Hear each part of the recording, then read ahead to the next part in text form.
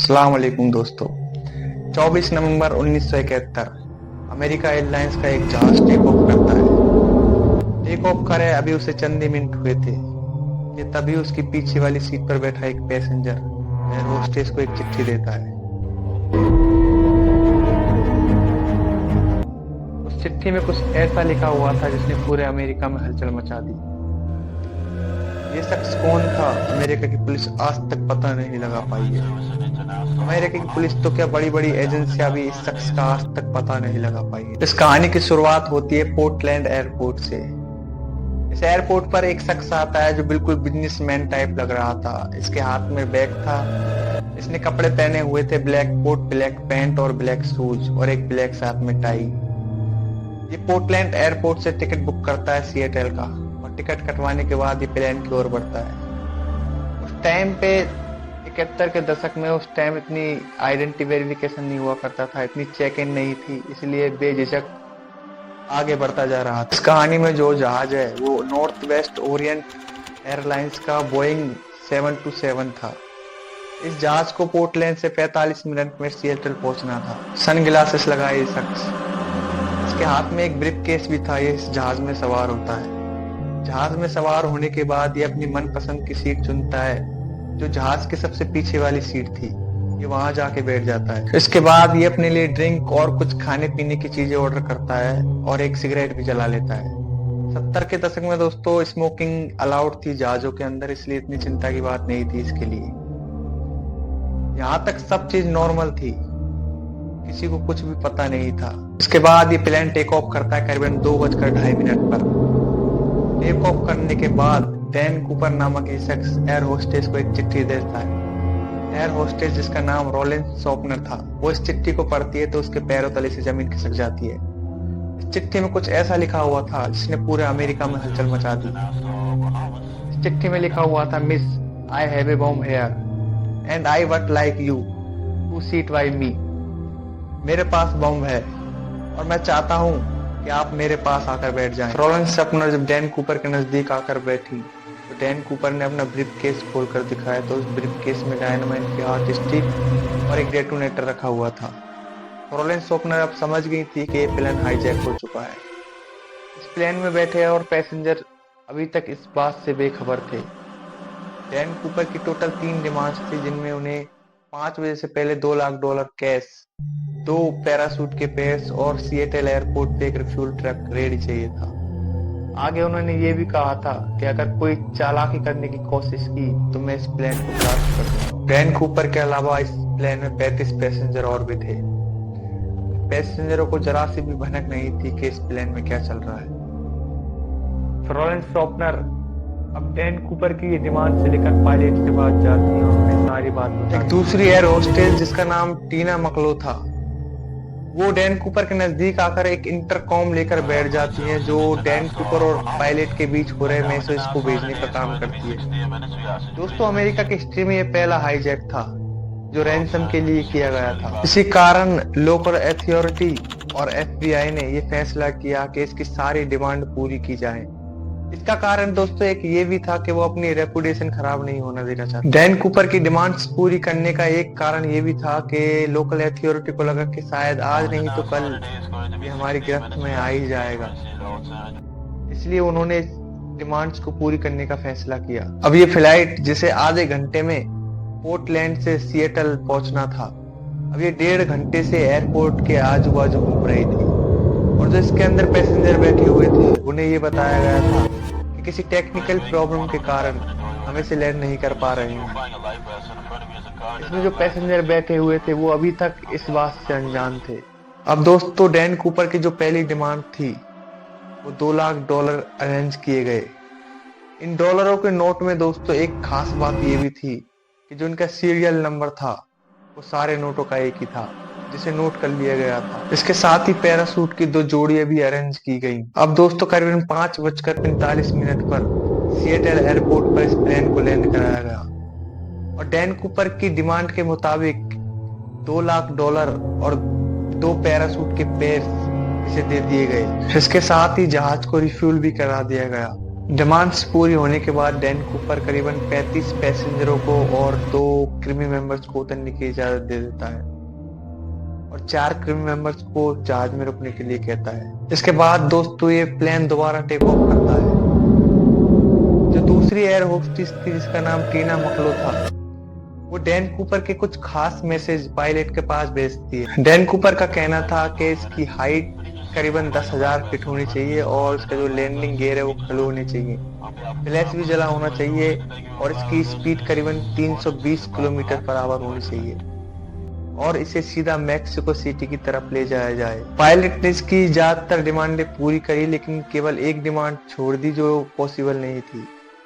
Pilot ने कहा कि इसे मैक्सिको सिटी नहीं ले जाया जा सकता क्योंकि इसमें इतना फ्यूल नहीं है। रिफ्यूलिंग के लिए पायलट ने डैन कूपर को 2 ऑप्शन दिए थे, जिसमें एक रेनो और दूसरा फिनिक्स था जो रास्ते में ही पड़ते थे। डैन कूपर रेनो के लिए मान जाता है और जो इधर दूसरी तरफ लोकल अथॉरिटी थी वो अपने काम में लग जाती है।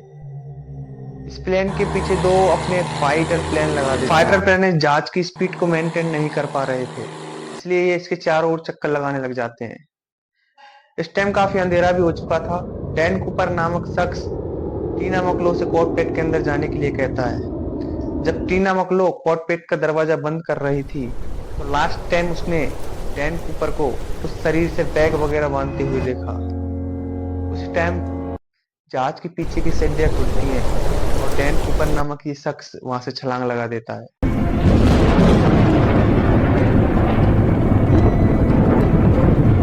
इसके तुरंत बाद एफबीआई अपनी इन्वेस्टिगेशन शुरू कर देती है कूपर को ढूंढने की, लेकिन डैन कूपर का कोई नामो निशान नहीं मिलता। यह इन्वेस्टिगेशन करीबन 45 सालों तक चलती है और इसे करीबन 2016 में रोक दिया जाता है। 3 घंटे बाद जब इस जहाज को रीनो में लैंड कराया गया तो इस जहाज को ठीक तरह से चेक किया गया। इस जहाज में ना ही तो डैन कूपर था, ना ही कोई बम मिल सका। इस जहाज में तो क्या, इस वाक्य के बाद डैन कूपर का कहीं भी कुछ अता पता नहीं चला, ना ही जिंदा ना ही मुर्दा। आखिर ये डैन कूपर कौन था जो अमेरिका की आंख में धूल झोंक कर गायब हो गया? दोस्तों ये अमेरिका के हिस्ट्री का एक मोस्ट मिस्टीरियस केस बना हुआ है आज तक, जिसे अभी तक कोई सॉल्व नहीं कर पाया।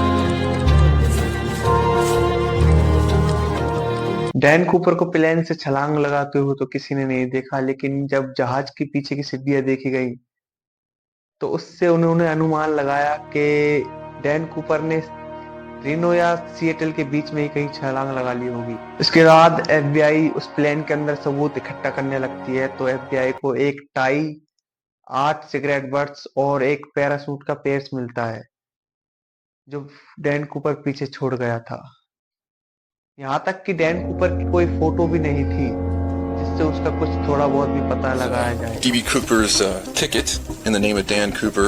He needed a way to secure the money on passenger और क्रू मेंबर्स का इंटरव्यू लेने के बाद डैन कूपर नामक शख्स का एक स्केच बनवाया गया जो कुछ इस तरह से दिखता था। सिएटल और रेनो के बीच तलाश करने से पहले एफबीआई को यह पता लगाना जरूरी था कि एग्जैक्टली उसने प्लेन से छलांग कहां पर लगाई थी।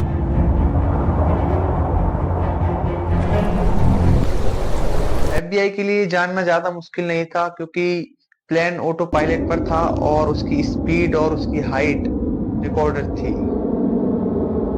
प्लेन रिकॉर्डर की मदद से उन्हें यह भी पता लगा कि उस प्लेन की सीढ़ियां करीबन 8:10 पर खुली थी। ये एरिया करीबन 45 स्क्वायर किलोमीटर तक फैला हुआ है जो घने जंगल और पहाड़ों से घिरा हुआ है। एफबीआई और वहां की रिसर्च टीम ने इसके चप्पे चप्पे को छान मारा। ना ही तो डैन कूपर मिला, ना ही कोई बैग और ना ही कोई पैसे। यहाँ तक कि वहां की सर्दी भी इतनी खतरनाक है कि सबने सोचा डैन कूपर मर गया होगा। अब एफबीआई और वहां की बड़ी बड़ी एजेंसियां इस केस को लेकर बिल्कुल थक गई थी। उन्हें कुछ समझ में नहीं आ रहा था कि आखिर इसे सॉल्व कैसे किया जाए। तो उन्होंने एक ऐसा काम किया जो इनके लिए शर्मनाक था।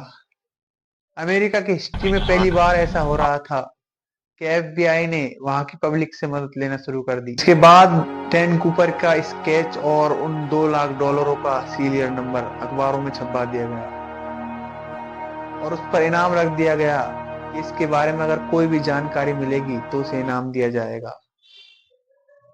उनका मानना था कि अगर डैन कूपर जिंदा बचा होगा तो वो पैसे कहीं ना कहीं खर्च करेगा। लेकिन ताज्जुब की बात ये थी कि कई साल गुजर चुके थे इन बातों को। उन $2 लाख का एक नोट भी कहीं भी और कभी भी बरामद नहीं हुआ। ये मामला अभी खत्म नहीं हुआ था। करीबन 9 साल के बाद 1980 में कोलंबियन रिवर के किनारे एक बीच है जिसे टीना बाथ कहा जाता है।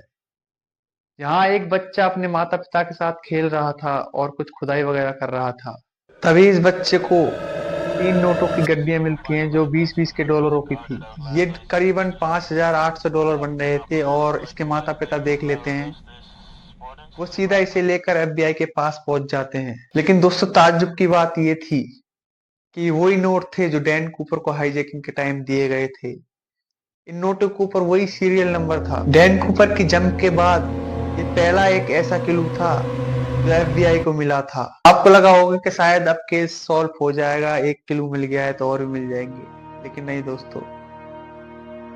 ये क्लू मिलने के बाद केस और भी ज्यादा उलझ गया, और भी ज्यादा मिस्टीरियस बन गया, क्योंकि जिस जगह डैन कूपर ने छलांग लगाई थी उससे करीबन 27 किलोमीटर दूर ये नोटों की गड्डी पाई गई थी, जो कि पॉसिबल नहीं था। एफबीआई के लिए ये केस सुलझने की बजाय और उलझता जा रहा था। टीना बार जहां पर ये नोटों की गड्डियां पाई गई थी वहां 1974 में कुछ खुदाई का भी काम हुआ था और वहां पर कुछ एक्स्ट्रा रेत भी पटकी गई थी और उसी रेत में ये नोट पाए गए थे। इस इंफॉर्मेशन से तो ये पता लगता है कि शायद डैन कूपर या उसके किसी साथी ने 3 साल बाद ये केस उलझाने के लिए टीना बार में ये नोटों की गड्डी दफनाई हो। इस केस को लेकर एफबीआई ने और भी इन्वेस्टिगेशन शुरू कर दी, लेकिन एफबीआई को ऐसा कोई खास सुराग या कोई इतनी जानकारी नहीं मिल सकी जिससे इस केस को थोड़ा बहुत भी सॉल्व किया जाए। अमेरिका की हिस्ट्री का ये एक मोस्ट मिस्टीरियस केस बनकर रह गया जिसे आज तक कोई सॉल्व नहीं कर पाया। 1988 में मिले ये $5,800 जो इसके बाद के बकाया नोट थे वो आज तक किसी को नहीं मिले। इस केस की फाइल आज तक खुली हुई है दोस्तों। एफबीआई के पास एविडेंस के तौर पर डैन कूपर की एक स्केच है, एक टिकट है जिस पर इसने अपने हाथों से अपना नाम लिखा था, एक टाई जिस पर एक क्लिप भी लगी हुई है जो लेफ्ट साइड में है जिससे पता लगता है कि लेफ्ट हैंडेड था, और कुछ जो नोट पाए गए थे वो हैं, और वो सिगरेट बट्स थे जो इसने जहाज में पी थी। एफबीआई की वेबसाइट पर आज तक इसकी जितनी भी जानकारी थी, जितनी भी डिटेल थी वो आज तक मौजूद है, आप देख सकते हैं सर्च कर कर। दोस्तों मैं इसी तरह की वीडियो बनाता रहता हूँ। अगर आपने वीडियो पूरी देखी हो तो चैनल को सब्सक्राइब जरूर कर लेना, लाइक कर लेना और दोस्तों को शेयर करना। मिलते हैं नेक्स्ट वीडियो में। अस्सलाम वालेकुम व रहमतुल्लाहि व बरकातुहू।